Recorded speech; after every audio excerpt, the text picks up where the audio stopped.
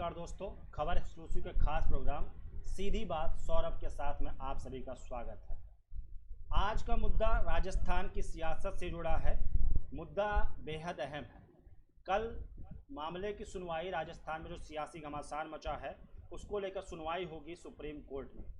तो अब ऐसे में गहलोत की जो गुट है वो इस बात को लेकर कन्फ्यूजन में है कि जो सत्ता की लड़ाई है, जो सियासत की लड़ाई है, उसको कहाँ पर लड़ा जाए, कि सुप्रीम कोर्ट में लड़ा जाए या राजभवन में लड़ाया जाए। इसको लेकर के अभी तक की लगातार बातें हो रही हैं और पायलट गुट में जो अभी तक की जो मुद्दा है उसमें दूसरे विकल्प पर ज़्यादा लोग राजी हो रहे हैं, दूसरे विकल्प पर ज़्यादा लोग तैयार हो रहे हैं, जिस पर दूसरे विकल्प पर ज़्यादा लोग जाने को तैयार है। जो राजभवन वाला मुद्दा है, राजभवन में सियासी लड़ाई लड़ना, जो विधानसभा सत्र बुलाया जाए, वहाँ पे बहुमत साबित किया जाए, मतलब फ्लोर टेस्ट कराई जाए, उसको लेकर के ज़्यादा लोग इस पे हैं। तो ये राजभवन और सुप्रीम कोर्ट की लड़ाई के बीच में उलझे हुए हैं। तो राजस्थान में कांग्रेस की लड़ाई आगे कैसे लड़ी जाए, इसको लेकर के कांग्रेस पार्टी में मंथन हो रहा है। इसी पर आज हम चर्चा करेंगे कि आखिर में लड़ाई कहां पर हो और कहां की लड़ाई में किसको फायदा मिल सकता है, उसको लेकर के आज हम चर्चा करेंगे। तो अभी तक की जो चल रहा है, अभी तक की जो मामला चल रहा है, देखने में आ रहा है, उसमें पायलट गुट के जो ज़्यादातर लोग हैं वो इस पे ज़्यादा समर्थन दे रहे हैं कि ये जो लड़ाई है सियासत की, उसको राजभवन में लड़ा जाए। तो राजभवन में लड़ने को लेकर ज़्यादा लोग हैं। तो इसको लेकर मंथन हो रहा है। तो पार्टी का जो कांग्रेस पार्टी का एक धड़ा है वो मानता है ये कि सुप्रीम कोर्ट में स्पीकर की याचिका मामले को और पेचीदा कर दिया जाए, और पार्टी नेताओं का कुछ का मानना है कि सुप्रीम कोर्ट की जो लड़ाई है उससे पार्टी को नुकसान हो सकता है। तो इसको लेकर के अभी तक की दोनों पार्टी के बीच में असमंजस बनी हुई है।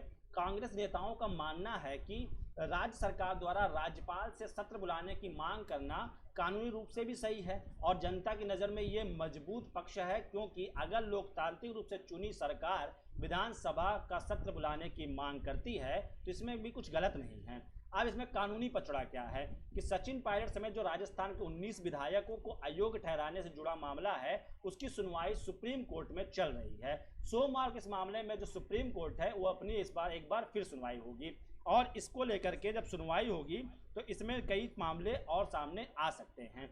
दरअसल जो मामला है, राजस्थान के स्पीकर जो हैं सीपी जोशी, उन्होंने 14 जुलाई को 19 बागी विधायकों को नोटिस जारी करके ये पूछा था क्यों ना आपको अयोग्य करार दे दिया जाए। इसी को लेकर के इसी खिलाफ पायलट गुट हाईकोर्ट गया था, जहां पर हाईकोर्ट ने इनके ऊपर 25 जुलाई शाम 5:30 बजे तक की कार्रवाई पर रोक लगा दी थी, जिसके बाद सीपी जोशी गुट जो था, गहलोत गुट था, वो पहुंच जाता है सुप्रीम कोर्ट में, जहां पर सुनवाई होती है। वहां पर भी हाई कोर्ट का फैसला को में सुनवाई करने की बात कही जाती है और सीपी जोशी की जो दाखिल याचिका होती है उस पर रोक लगा दी जाती है, और साथ इन पर कोई कार्रवाई करने से बागी विधायकों पर रोक लगा दी जाती है, और कहा जाता है सर्वोच्च अदालत पर फैसला अपना सुनाएगी। साथ में पायलट गुट के साथ में केंद्रीय पक्षकार को भी जोड़ दिया जाता है।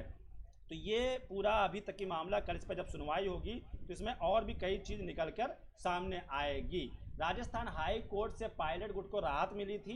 राजस्थान हाई कोर्ट ने 24 जुलाई तक फैसला सुरक्षित रख लिया था और स्पीकर से कहा था कि तब तक इन विधायकों के खिलाफ कोई कार्रवाई ना करें। राजस्थान के स्पीकर सीपी जोशी इस फैसले के खिलाफ सुप्रीम कोर्ट में चले गए। सुप्रीम कोर्ट में कपिल सिब्बल ने स्पीकर का पक्ष रखा, लेकिन वहां से भी स्पीकर को कोई राहत नहीं मिली और अदालत ने हाई कोर्ट के फैसले पर रोक लगाने से इनकार कर दिया। अब सोमवार को इस मामले पर फिर से सुप्रीम कोर्ट में सुनवाई होगी। अब इसमें क्या है कि इन सब पेचीदगियों से, जो कानूनी पेचीदगियां हैं, उनको लेकर के कांग्रेस में उत्साह थोड़ा ठंडा पड़ने लगा है। इसको देखते हुए इस मामले में स्पीकर का जो पक्षकार है, इसलिए कांग्रेस पार्टी खुलकर इसमें हस्तक्षेप करते हुए नजर नहीं आना चाहती है। पार्टी के कुछ नेताओं का यह भी मानना है कि सियासी रूप से सुप्रीम कोर्ट में लड़ाई से पार्टी को नुकसान पहुंच सकता है। इसके बरक्स दूसरे विकल्प को लेकर कांग्रेस के पार्टी ज़्यादा उत्साहित है।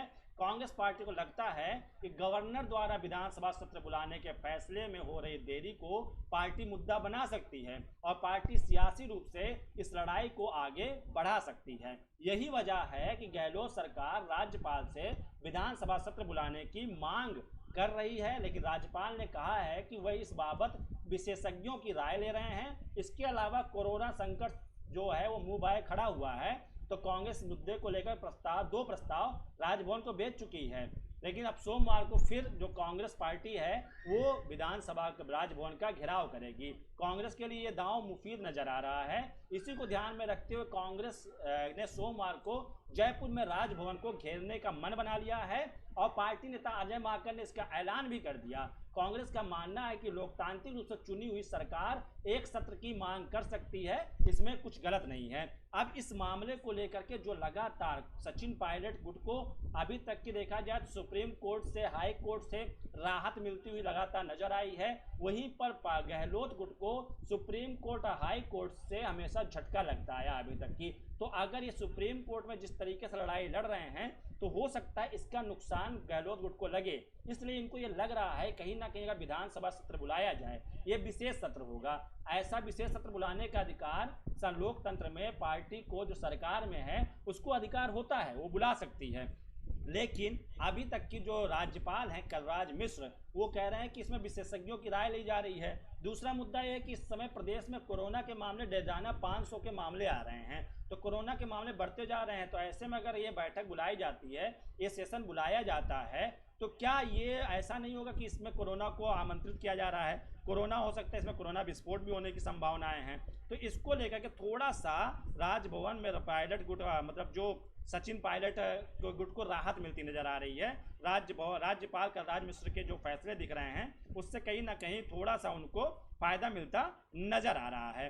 तो ये सब मामला, ये सब चीज़ें, ये सब खबरें इसलिए थोड़ा सा अहम है। अब थोड़ा सा हम चले जाते हैं मध्य प्रदेश की तरफ। जब मध्य प्रदेश में सरकार थी कांग्रेस की, वहाँ पर भारतीय जनता पार्टी ने सरकार गिराने के लिए लगातार शिवराज सिंह चौहान, जो इस वक्त में कोरोना पॉजिटिव हैं, अस्पताल में भर्ती हैं, सरकार गिराने के विधायकों से मुलाकात, ज्योतिरादित्य सिंधिया का पार्टी में आना, उस वक्त में तमाम भीड़ भाड़ और तमाम चीज़ें, तब कोरोना का डर नहीं था क्या?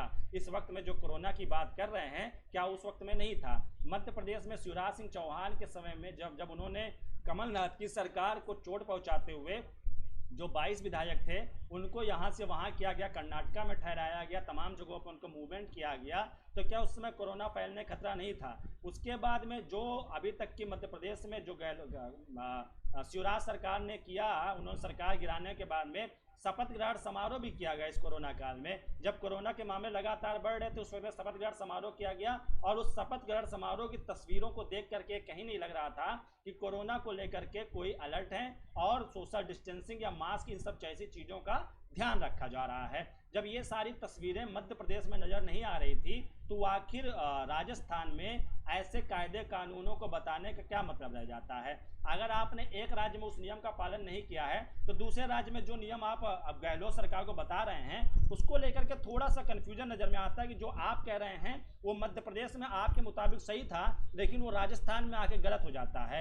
एक सरकार, जनता के द्वारा चुनी गई सरकार, क्या विधानसभा सत्र नहीं बुला सकती है? जो राज्यपाल हैं कलराज मिश्र हैं, वो कह रहे हैं हम इस पर विशेषज्ञों की राय ले रहे हैं और विशेषज्ञों की राय लेने के बाद ही फैसला करेंगे। लेकिन अभी तक की सरकार किसी भी ऐसी स्थिति में, कोई भी विशेष परिस्थिति में विशेष सत्र बुलाने का अधिकार रखती है, वो विशेष सत्र बुला सकती है। इसी को लेकर के कांग्रेस में जो गहलोत गुट के विधायक हैं उन सभी ने राजभवन का घेराव पिछले उस दिन भी किया जब सुप्रीम कोर्ट का फैसला आता है। वो राजभवन पहुंचते हैं, राज्यपाल से बात करते हैं अशोक गहलोत। राज्यपाल कहते हैं कि मैं इस पर विचार कर रहा हूं। उसके बावजूद कांग्रेस के सारे विधायक राजभवन में बैठ जाते हैं, डेरा डाल लेते हैं और इसके बाद राज्यपाल बाहर आते हैं। वो कहते हैं कि मैं अब बात करूंगा, हो सकता है। इस आश्वासन के बावजूद कांग्रेस विधायक राजभवन से नहीं उठते हैं और लगातार वहां बैठे रहते हैं।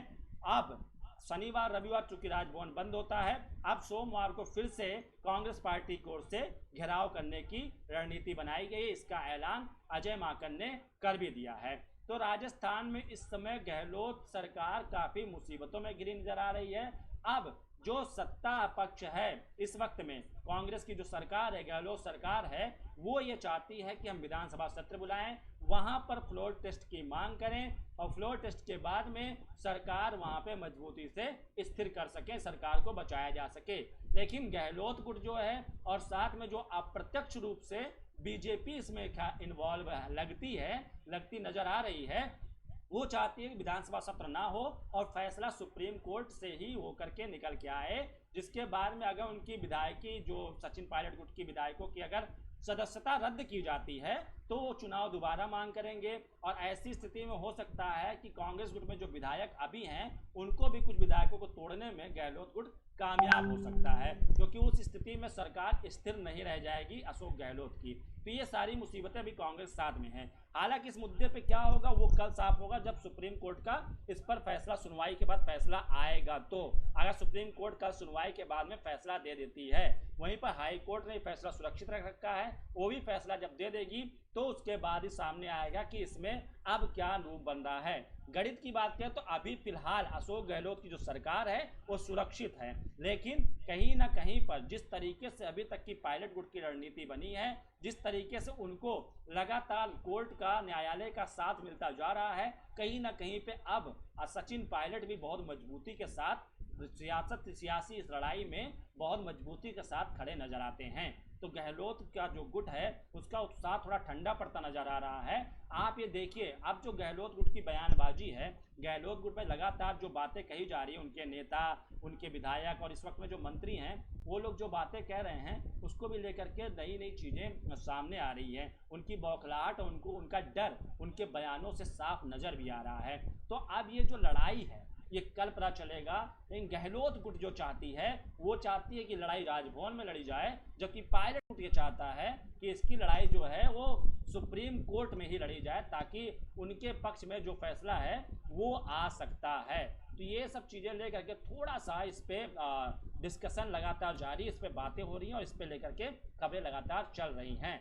और इसको लेकर के हम लगातार इस खबरें बने हुए हैं। अभी तक जो अपडेट थी वो यही है कि कल कांग्रेस फिर से राजभवन का घेराव करेगी और साथ में वो फिर से सुप्रीम कोर्ट के बजाय वो चाहती है कि राजभवन में राज्यपाल जो है राजभवन बुलाने का ऐलान करें, मतलब सत्र बुलाने का, विशेष सत्र बुलाने के आदेश दें और उसके बाद विशेष सत्र बुलाया जाएगा। उसके बाद अशोक गहलोत की जो सरकार है वो अपना हथकंडा दिखाएगी। जो सार्वजनिक सार्वभौमिक का लोग जानते हैं इस बात को कि वो ये हो सकता है कि वो यहाँ पर अपना प्रोटेस्ट करने की मांग करें। तो ये लगातार इस पर अशोक गहलोत गुट और ये सब चीज़ें लगातार चल रही हैं। और इससे जुड़ी और खबरें हैं उस पर भी हम थोड़ा डिस्कस कर लेते हैं, उससे जुड़ लेते हैं कि आखिर इसमें अभी और क्या हो सकता है। देखिए, अभी तक की जो बात समझने से परे है, समझ से परे, वो है कि जो चीज़ें मध्य प्रदेश में कमलनाथ सरकार गिराने के बाद में की गई और गिराने के लिए की गई, वो भी कोविड-19 के इस महामारी काल में सही नहीं था। लेकिन वही चीज़ें जब राजस्थान में आती है बात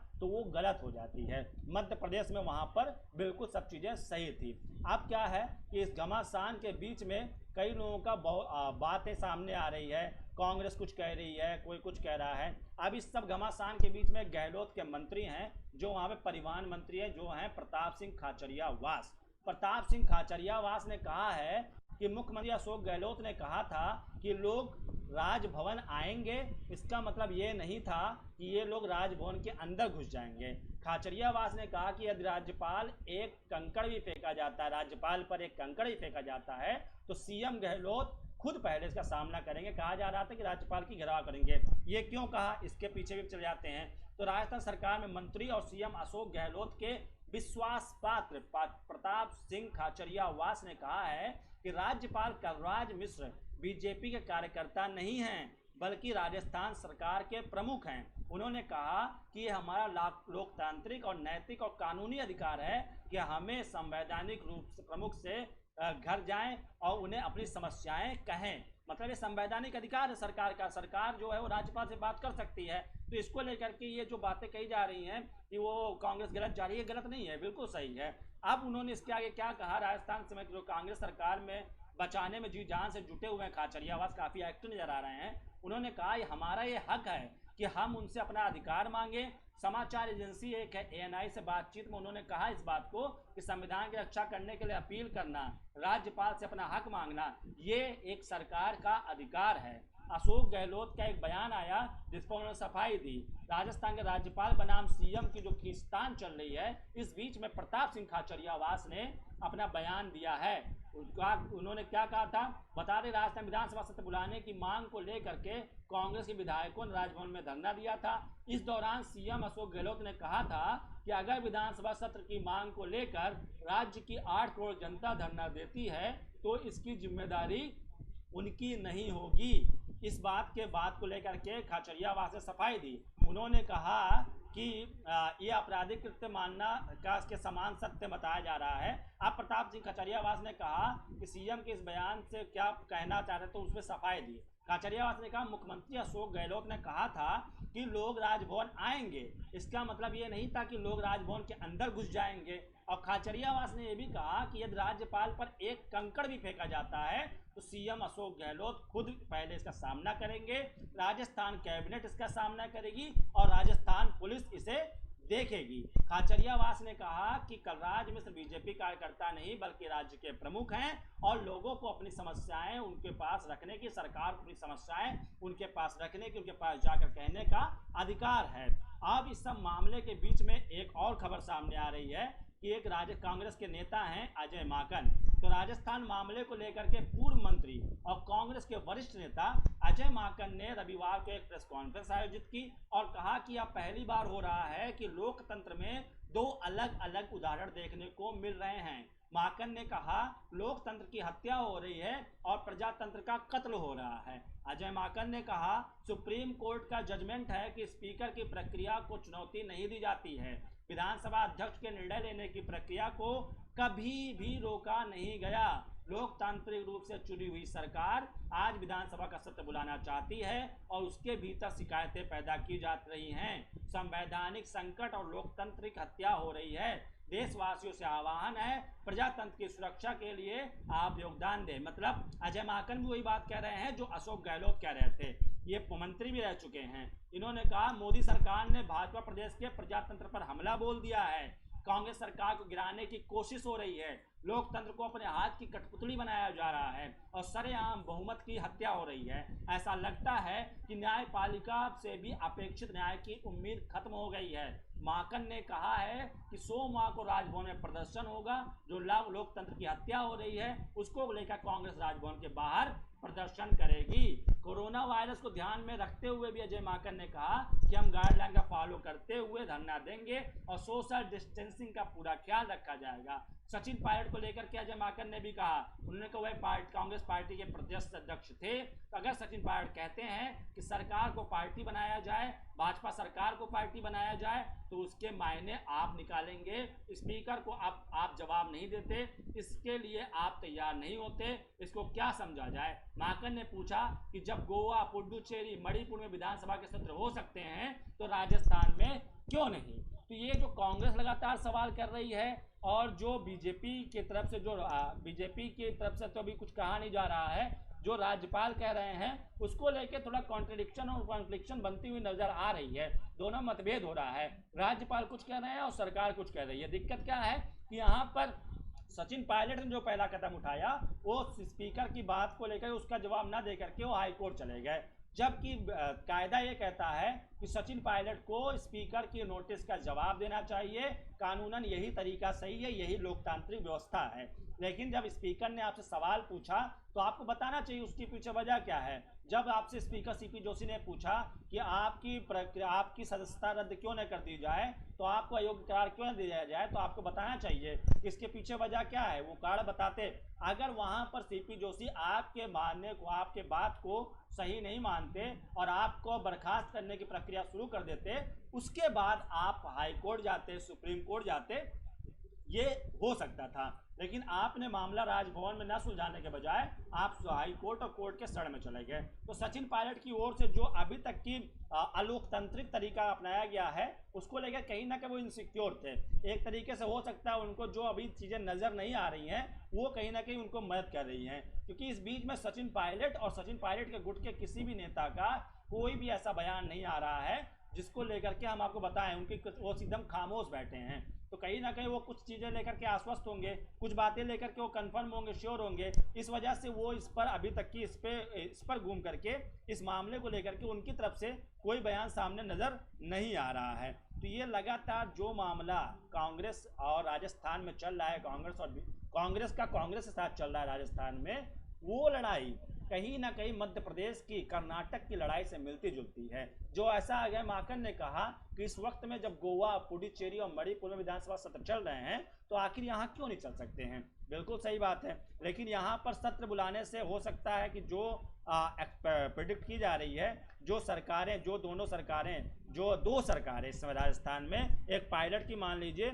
और एक अशोक गहलोत की मान लीजिए, इन दोनों सरकारों में कहीं ना कहीं उनको ये लग रहा है दोनों को कि किसी ना किसी को किसी ना किसी से नुकसान लग सकता है, तो इसलिए उस पर ज़्यादा जाना नहीं चाहते हैं, उस मामले को लेकर के ज़्यादा उस पर बढ़ना नहीं चाह रहे हैं। तो अभी आपको इस पर क्या लगता है, आप में कमेंट करके बताएंगे तो हम उस पर थोड़ा सा चर्चा कर लेंगे। देख लेते दर्शकों कोई कमेंट आए हो तो उस पर बात कर लेते हैं। राजकुमार गुप्ता जी ने कहा सचिन पायलट कुछ नहीं बोल रहे हैं, इनकी खामोशी का क्या मतलब है? वही मैं कह रहा हूँ, इनकी खामोशी का मतलब ये लगता है कहीं ना कहीं ये जो चीज़ें बातें हो रही हैं, कहीं ना कहीं पायलट को लगता है कि अगर वो बयानबाजी करेंगे जैसा कि गहलोत गुट कर रहा है तो गहलोत गुट हाईलाइटेड है और उसका इमेज क्या सरकार और पब्लिक के बीच में जा रही है वो भी लोगों को दिख रहा है, क्योंकि गहलोत पार्टी के विधायक, मंत्री और खुद गहलोत की जो बयानबाजी हो रही है उसमें कहीं झंझलाहट और एक डर नजर आ रहा है। वही वजह हो सकता है कि इससे बचने के लिए सचिन पायलट खामोश बैठे हैं, क्योंकि अब उनके मामले में केंद्र सरकार को भी पक्षकार बना लिया गया है। तो ऐसे में हो सकता है जब केंद्र की तरफ से, जो केंद्र बहुत प्रभावी है, हावी है, तो हो सकता है उससे उनको कोई फायदा मिल सकता है, इसलिए हो सकता है पायलट गुट कभी खामोश है, कोई भी बयान उनकी तरफ से नहीं आ रहा है, कोई बात उनकी तरफ से नहीं की जा रही है। तो ये लगातार मामला चलता जा रहा है और काफ़ी बड़ा मामला होते जा रहा है। अब इस मामले से इतर आकर के, चूंकि हम कार्यक्रम के अंतिम सेगमेंट में पहुंच चुके हैं, तो अब हम यहाँ पर बात करते हैं उस मुद्दे की जो लगातार चल रही है, जिस मुद्दे को, जिस चीज को दरकिनार करते हुए मध्य प्रदेश में शिवराज ने कमलनाथ की सरकार गिरा दी, जिस मामले को, जिस चीज को ध्यान में न रखते हुए राजस्थान में इस समय सियासी खेल खेला जा रहा है, वो मामला है कोरोना महामारी की। कोरोना महामारी को लेकर के कोई भी सरकार गंभीर नहीं है। जहां तक बात है, चाहे बिहार चुनाव की, चाहे बंगाल चुनाव की, चाहे इस समय राजस्थान की सियासी लड़ाई की, चाहे वो मध्य प्रदेश में हो चुकी सियासी लड़ाई की, उस बीच में चाहे महाराष्ट्र में हो रही सियासी लड़ाई की, महाराष्ट्र की सियासी लड़ाई को लेकर के भी शिवसेना ने भी कहा है, शिवसेना के जो इस समय मुख्यमंत्री हैं उद्धव ठाकरे भी मैदान में आ गए। उद्धव ठाकरे का भी लगातार बयान सामने आ रहा है। उद्धव ठाकरे ने भी कह दिया है कि जिसको भी मेरी सरकार गिरानी हो सामने आ जाए और गिरा के देख ले, मैं देख लूंगा। मतलब वो इतने कॉन्फिडेंट, इतने भरोसे में है, इतना विश्वास में उनके सामने है कि वो कह रहे हैं कि जिसको भी सरकार गिरानी आ जाए और गिरा के दिखा दे महाराष्ट्र में सरकार, मैं सबको देख लूंगा। तो ये अभी तक की जो उनका बयान सामने आए, लगातार खबरें। अब महाराष्ट्र, चूंकि वहाँ पे भी कांग्रेस सरकार में है, कांग्रेस साथ से सरकार में है, उन्होंने क्या कहा है मैं उसको बता दूं। उद्धव सरकार ने एक चेतावनी दी है, कि उन्होंने सरकार दी, मेरी सरकार गिरानी है तो गिराओ, फिर देखता हूँ। अब ये क्या कहा उन्होंने, राजस्थान में जो सियासी संकट जारी है, इस बीच में उन्होंने एक इंटरव्यू दिया उद्धव ठाकरे ने कहा कि जिस किसी को मेरी सरकार गिरानी है वो गिराए, मैं अभी देखता हूँ। उन्होंने कहा कि इंतजार किसका है, अब सरकार गिराओ, सरकार 3 पहियों वाली है लेकिन वह गरीबों का वाहन है, पर स्टीयरिंग मेरे ही हाथ में है। बुलेट ट्रेन या रिक्शा में चुनाव करना पड़ा तो मैं रिक्शा ही चुनूंगा। चुनाव करना पड़ा मतलब अगर बुलेट और रिक्शा में चुनाव करना हुआ तो मैं रिक्शा चुनूंगा। सीधा उनका कहना मतलब था, बुलेट की जो पार्टी बन रही है वो बीजेपी है, केंद्र की पार्टी, और रिक्शा की बात जो करी जा रही है वो जो वहाँ पे महाआघाड़ी बनी है, पार्टी गठबंधन बनी है, कांग्रेस, शिवसेना और एनसीपी की, उसकी बात करें 3 पहियों वालों की। उन्होंने कहा कि मैं गरीबों के साथ खड़ा रहूंगा, मेरी यह भूमिका, मैं बदलता नहीं हूं। कोई ऐसी सोच ना बनाए कि अब मैं मुख्यमंत्री बन गया हूं, मतलब बुलेट ट्रेन के पीछे खड़ा रहूंगा। शिवसेना मुखपत्र सामना से बात करते हुए महाराष्ट्र सीएम ने कहा कि महाराष्ट्र की अर्थव्यवस्था डगमगा गई है लेकिन रास्ता निकालेंगे। ऑपरेशन लोटस महाराष्ट्र में सफल होगा या नहीं, इस सवाल का जवाब भी महाराष्ट्र सीएम ने कहा कि करके देखो ना, मैं भविष्यवाणी कैसे करूंगा, आप करके देखो, जोड़ तोड़ करके देखो। एक महत्वपूर्ण मुद्दा क्या है, ऐसा कोई विपक्षी नेता दिखाओ जो दूसरी पार्टी में जाकर सर्वोच्च पद पर पहुंचा हो और मुख्यमंत्री बना हो। सीएम उद्धव ने कहा कि आपको आपकी पार्टी में ऐसा क्या मिलता नहीं है कि आप दूसरी पार्टी में जाते हैं, कई जगह पर ऐसे उदाहरण हैं, ऐसे तोड़फोड़ होता है, उसके पीछे इस्तेमाल करो और फेंक दो, यह नीति सबने अपनाई है। तो ये जो उद्धव ठाकरे ने पूछा कि ये बताओ कि ऐसा कौन जो दूसरी पार्टी जाकर सर्वोच्च पद पर पहुंचा हो और मुख्यमंत्री बना हो, तो वो खुद अशोक उन्होंने गठबंधन तोड़ करके वो गए, शिवसेना गठबंधन तोड़ा, बीजेपी के साथ में चुनाव जीता, गठबंधन तोड़ा, और वो कांग्रेस और एनसीपी के साथ जाकर सरकार बनाते हैं और मुख्यमंत्री बन जाते हैं। लेकिन उनका जो तंज था वो ज्योतिरादित्य सिंधिया की ओर था कि उन्होंने सरकार गिरा दिया, सरकार तोड़कर गए, लेकिन उनको वैसा पद नहीं मिला जैसी वो उम्मीद कर रहे थे। खैर, कांग्रेस में रहते हुए भी वो राज्यसभा सांसद ही बनते और उनको बीजेपी ने राज्यसभा सांसद बनाया है। अगली बार उनको अगर महत्वपूर्ण पद नहीं दिया जाता है तो ये जो कह रहे हैं उद्धव ठाकरे, उसको भी माना जाएगा। वहीं पर और उन्होंने क्या आगे कहा उसको भी हम आपको बता देते हैं। सीएम उद्धव ठाकरे ने कहा कि आपको आपकी पार्टी में कि उन्होंने कहा कि वही 3 पहियों वाली सरकार के आरोप पर महाराष्ट्र के सीएम ने ये कहा कि सरकार 3 पहिए वाली है लेकिन ये गरीबों का वाहन है। मैंने इतना ही कहा है कि मुख्यमंत्री होने के नाते सर्वांगीण विकास करूंगा, लोग मेरे साथ हैं, इसलिए मैं बुलेट ट्रेन ले आऊं, ऐसा नहीं है जब तक कि वो सर्वसम्मत से ना हो। इसलिए 3 पहिया तो 3 पहिया, वो एक दिशा में चलती है ना, फिर आपका पेट क्यों दुखता है। सीएम उद्धव ठाकरे ने केंद्र में कितने पहिए हैं, हमारे तो ये 3 पार्टियों की सरकार है, केंद्र में कितने दलों की सरकार है बताओ ना। पिछली बार मैं एनडीए की मीटिंग में गया था तब तो 30-35 पहिए थे, मतलब रेलगाड़ी थी।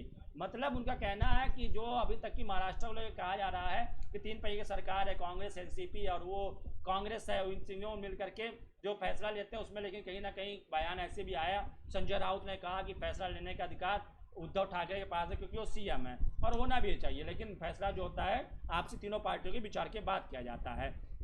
तो ये चर्चा लगातार चल रही है। अब इन सब मुद्दों से बाहर निकलते हैं और मुद्दा बात करते हैं उस पर जो मुद्दा बहुत अहम है, जिस पर बात करने से अभी तक की सही सरकार है और लोग बच रहे हैं। वो मुद्दा है कोरोना की। आज प्रधानमंत्री मोदी ने अपने मासिक कार्यक्रम मन की बात में भी कोरोना के जिक्र किया। उन्होंने कहा कि कोरोना इस समय उससे रिकवरी रेट अच्छी है, लेकिन ज़रूरत है कि हमें और सावधान रहने की, ताकि ये और ज़्यादा फैल ना सके।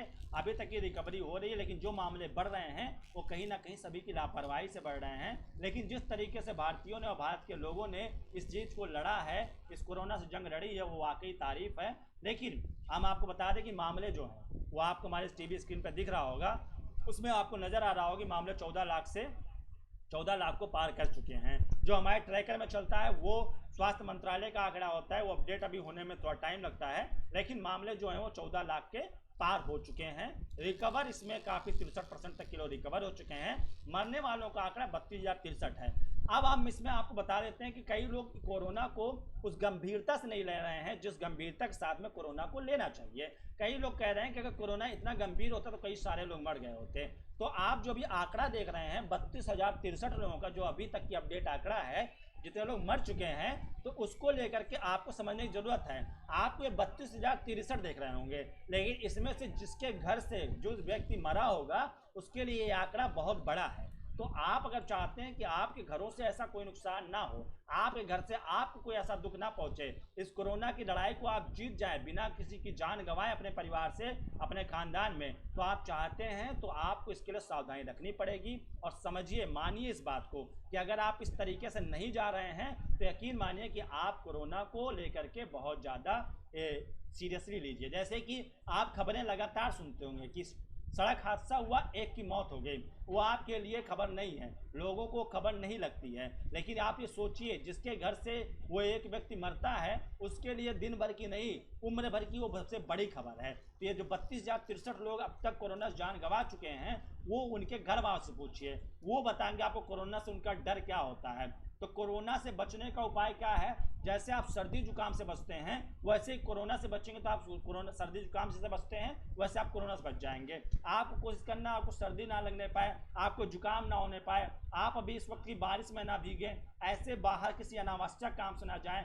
आप जो कोर्ट वगैरह की बातें हैं, ऐसे बहुत अहम मामले हैं जिसमें कोर्ट की ओर से सुनवाई की जाती है, तो आप उनको जाएं। नॉर्मल सुनवाई के लिए आप कोर्ट में जाने की जरूरत नहीं है, आप वहाँ बात कर सकते हैं, ऐसी चीज़ें बता सकते हैं। जब आज के समय में लगातार कंटेनमेंट जोन में बढ़ोतरी हो रही है, कोरोना के मामले बढ़ रहे हैं, जिस तरीके से रिकवर हो रहे हैं उस तरीके से मामले बढ़ते हुए भी सामने आ रहे हैं, तो ऐसा हो सकता है कि आप और जिस उम्र में आप हो, अगर आप बुजुर्ग हैं, बीमार हैं, तो आपको और ज़्यादा सावधानी रखनी होगी। और आसपास के लोग जो आपके आसपास हैं, आपके साथ हैं, उनसे ही मेरी गुजारिश है, उनसे मेरा हाथ जोड़ के दंडवत अपील है कि आप लोग उनका ज़्यादा ख्याल रखें। देखिए, अगर आप ये सोच रहे हैं कि इस तरीके से आप चलेंगे और कुछ नहीं होगा, तो यकीन मानिए कि कोरोना अगर हो जाएगा ना, तो आप ये जान लीजिए कि आपको इलाज के लिए अस्पतालों की व्यवस्था के लिए सरकार की पोल खुलती नजर आएगी और आप परेशान हो जाएंगे। और यकीन मानिए कि इससे जब आप इलाज कराने लगेंगे तो जान जाने का भी खतरा होगा और हो सकता है कि आपकी जो संपत्ति है, काफ़ी पैसे भी खर्च हो जाएं। इसीलिए मैं इस चीज़ को आप लोगों को बहुत गंभीरता के साथ में ये वायदा लेना चाहता हूँ आप लोगों के साथ में कि आप लोग ऐसे कोई कदम ना उठाएं जिससे आपको सर्दी जुकाम या फिर ऐसी कुछ चीज़ें हों। और अगर आप सारी व्यवस्थाएं, सारी सावधानियां रखते हैं, उसके बावजूद अगर होता है तो इसको इत्तेफाक माना जाएगा, इसको एक हो सकता है तो उसका ट्रीटमेंट करवाया जाएगा। तो कम से कम आप तो उसके लिए अटेम्प्ट ना करें, आप कोरोना को इनवाइट तो ना करें। इस चीज़ का ध्यान रखिए। आप लोगों से मेरी बार बार मैं रोजाना के कार्यक्रम में आखिरी में इस बात पर इतना ज़्यादा जोर इसलिए देता हूं क्योंकि इसको लेकर के जिस तरीके से लोग नज़र आ रहे हैं, जिस तरीके से लोग बात कर रहे हैं, उनकी गंभीरता नज़र नहीं आ रहे हैं, वो लोग गंभीर नज़र नहीं आ रहे हैं। कई लोगों से मैंने बात किया, वो लोग कह रहे हैं कि अगर जिस तरीके से कोरोना को लेकर के आप बातें करते हैं, जिस तरीके से आप सावधान रहने की बातें करते हैं, ऐसे अगर होता तो इस समय में लाखों लोग मर चुके होते। तो ये एक चीज़ आपको बता दें कि ये जो बातें करते हैं, मैं उन लोगों को एक ही बात कहना चाहता हूं कि आप लोग जिस तरीके सोचिए समझिए, ये 32,063 का आंकड़े में आपके लिए एक आंकड़ा होगा। आप सरकार मत बनिए, आप इतना संवेदनहीन मत बन जाइए सरकारों की तरह पे कि आपको मौत का जो है वो एक आंकड़ा दिखने लगे। आपको जब 1 लाख का आंकड़ा हो तो आप गंभीर हो। एक एक मौत के लिए संवेदनशील होना भी आपकी जिम्मेदारी। आपको एक मौत के सीधे होने पर भी आपको गंभीरता से उस पर गहन करना होगा, आपको एक गंभीरता सोचना होगा, क्योंकि चाहे एक मौत होती है तो वो जिसके यहाँ से मौत होती है वो सोचिए वो कितनी बहुत बड़ी विकट स्थिति होती है।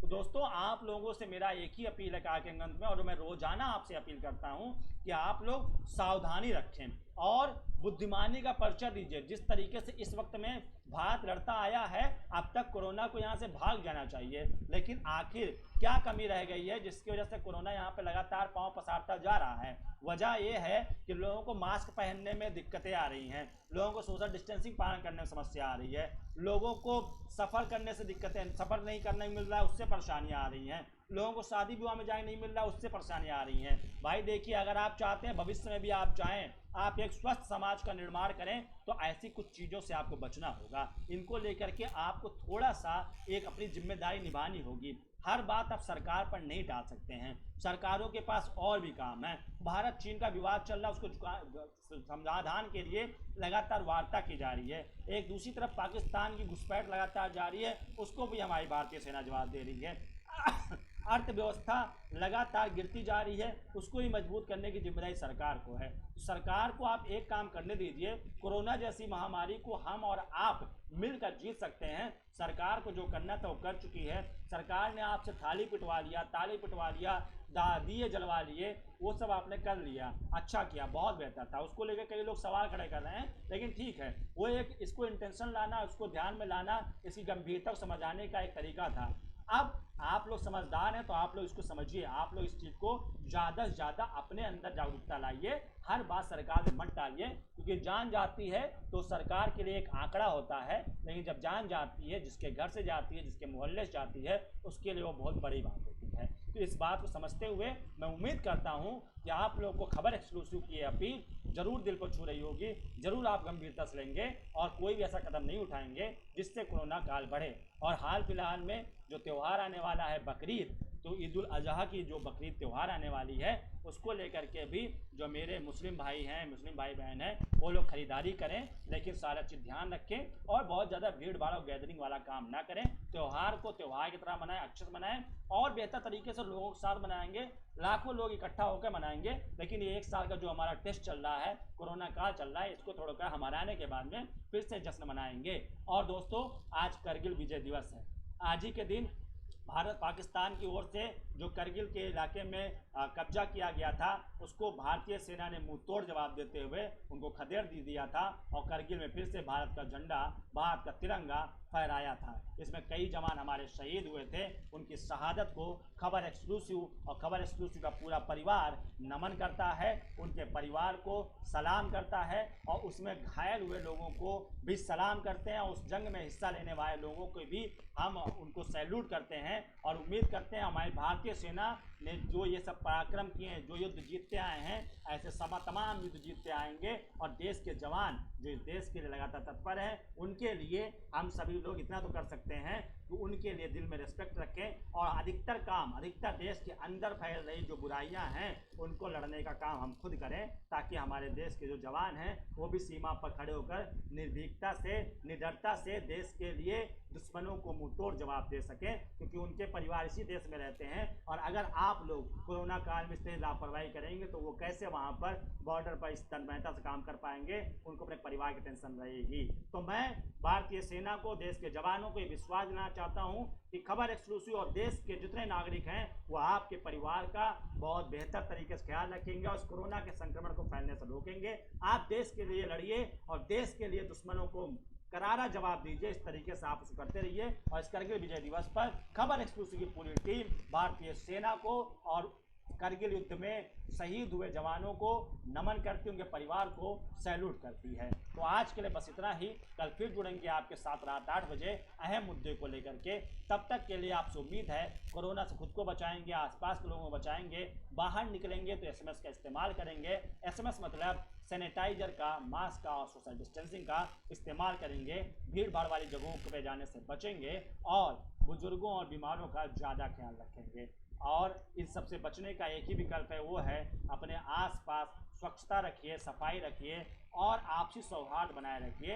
ऐसे किसी बात को लेकर के, धार्मिक लड़ाइयों को लेकर के आपस में लड़िए मत, भाईचारा फैलाइए, भाई का लाइए, नेपोटिज्म नहीं, आपस में एक वसुधैव कुटुंबकम का परिचय दीजिए। तो इसी उम्मीद के साथ कल फिर जुड़ेंगे आपके साथ रात 8 बजे सीधी बात सौरभ के साथ में। तब तक के लिए मुझे और मेरी पूरी खबर एक्सक्लूसिव की टीम को दीजिए इजाजत।